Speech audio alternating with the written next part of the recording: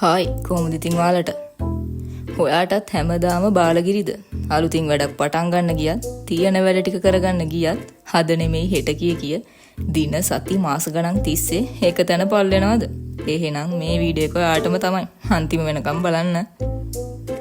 ඔයාට පාන්දර දෙකට එක පාරටම ජීවිතේ වෙනස් කරගන්න ඕන කියලා හිතලා එන මොටිවේෂන් එක උදේ වෙද්දි නැති වෙනවා.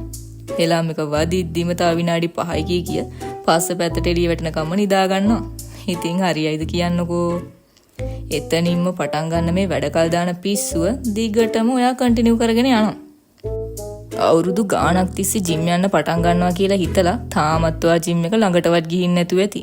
මාසේ පඩිය හරි ආදායම හරි අතට ආවම ඊළඟ මාසේ ඉඳන් ඉතුරු කරනවා කිය තාමත් ඔයාට කියලා කීයක්වත් සේව් කරගෙන නැතුව ඇති. ලබන සතියේ තියෙන එක්සෑම් එකට පාඩම් කරන්න එක්සෑම් එකට කලින් දවසේ රැ වෙනකම් ඉන්නවා ඇති. ඉතින් මේකත් එක්තරා විදිහක පිස්සුවක් තමයි. මේකට ප්‍රධාන හේතු කීපයක් තියෙනවා. ප්‍රධානම එක තමයි ඔයාගේ කම්මැලිකම. ඒක ගැන ඉතින් මම අමුතුවෙන් කියලා දෙන්න ඕන නෑනේ. දෙවැනි එක තමයි ඔයා ඔය කවදා හරි කියලා හරි වෙලාවක් එනකම් බලන් ඉන්න එක. ඉතින් දන්නේම නැතුව කාලෙ ගෙවිලා. තුන්වෙනි එක තමයි වරදීද කියන බය. මේක කරන්න ගියේ මොනාලයක් වෙයිද කියලා හිතලම ඒක නොකර ඉන්නවා. හතරවෙනි එක තමයි ඔයාට ඔයා ගැනම විශ්වාසයක් නැතිකම. මම මේක පටන් ගනීද? මට කරගන්න පුළුවන් වේද? කොහෙන් පටන්ගෙන මොනවා කරන්නද කියලා හිතලම වැඩේ අතාරිනවා. ඉතින් ඌව ගැන හිත ඉන්න වෙලේ ඔය වැඩේ කරන්න පටන් ගත්තා නම් ඉවරයි නේද? ඒක ඉතින් කියන්න ලේසි, කරන්න තමයි අමාරු නේද? හරි, මම අද ඒකට ලේසි විදි කීපයක් ඔයාලට කියලා දෙන්නම්කෝ. පළවෙනිම එක තමයි ඔයාගේ මනස හදාගන්න. හිතට වහල් වෙන්නේ නැතුව පොඩ්ඩක් මොලේ කියන දේත් අහලා බලන්න. උදාහරණයක් විදිහට ලබන සතියේ එක්සෑම් එකට කලින් දවස වෙනකන් හිටියොත් ඔයාට දවසින් කරගන්න බැරි තරම් නෝට්ස් ගොඩක් පාඩම් කරන්න තියෙනව නේද කියලා පොඩ්ඩක් හිතලා බලන්න. පොඩ්ඩක් තාර්කික වෙලා මේක කරොත් මට මොකක් වෙයිද කියලා නෙමෙයි, නොකර හිටියොත් මට මොකද වෙන්නේ කියලා හිතලා බලන්න. නිකම් ඔයා වැඩේ පටන් ගනි. වැඩේ පටන් ගන්න මුල්ම අඩිතාලම තමයි ඕක. ඔන්න දෙවැනි එක තමයි අමාරු වැඩ පොඩියට හරි පටන් ගන්න.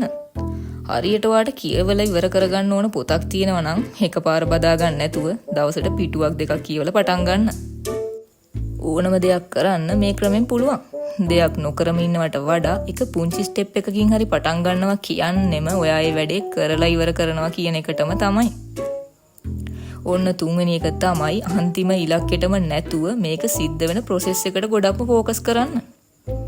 ඔයා ජිම් යන්න පටන් ගත්තා කියලා මාසෙන් ඔයාගේ ඇඟ අඩු වෙන්නේවත් හැදෙන්නේවත් නැහැ. ඒ හින්දා අන්තිම ඉලක්කයට වඩා ඒ ගමනට ඔයාව ගෙනියන ප්‍රොසෙස් එකට පොඩි අවධානයක් දෙන්න.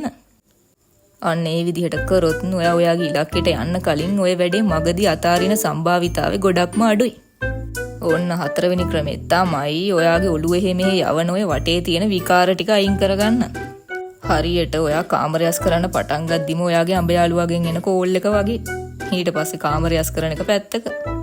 යාළුවා අයින් කරන්න ඕන නැහැ. නොටිෆිකේෂන් ටික ඔෆ් කරගන්න. කරන්න යන වැඩේට විතරක් අවධානය දෙන්න. ඕන්න අන්තිම එක තමයි මොටිවේෂන් එකක් තියාගන්න. එහෙම නැත්නම් ඔයා ඔයාටම රිවෝඩ් එකක් දෙනවා කියලා හිතාගන්න. හරියට ඔයා පොඩි කාලේ බයිසිකලයකටයි කම්පියුටර් එකකටයි රැවටිලා ශිෂ්‍යත්වයේ පාස් වුණා වගේ. ඉතින් මෙන්න මේ සරල පියවර පහෙන් ඕන දෙයක් ඔයාට කරන්න පටන් ගන්න පුළුවන්. පුංචි ස්ටෙප් එකකින් හරි පටන් ගත්තොත් ඔයාට ඔක කරලා ඉවර කරන එක මහ ලොකු කජ්ජක් නෙමෙයි. ඉතින් ඊළඟ වීඩියෝ එක බලන්න කලින් ගිහිල්ලා ඔයාගේ පිස්සිගේ පලාමල්ල වගේ තියෙන කාමරේ පොඩ්ඩක් අස් කරගෙනම වැඩ පටන් ගන්න. ඉතින් මේක බලලවත් වැඩක් පළක් කරන්න හිතුණා නම් විතරක් ලයික් එකක් කමෙන්ට් එකක් දාලා ඔයාගේ තෙරපිස්ට සබ්ස්ක්‍රයිබ් කරලා තියාගන්න.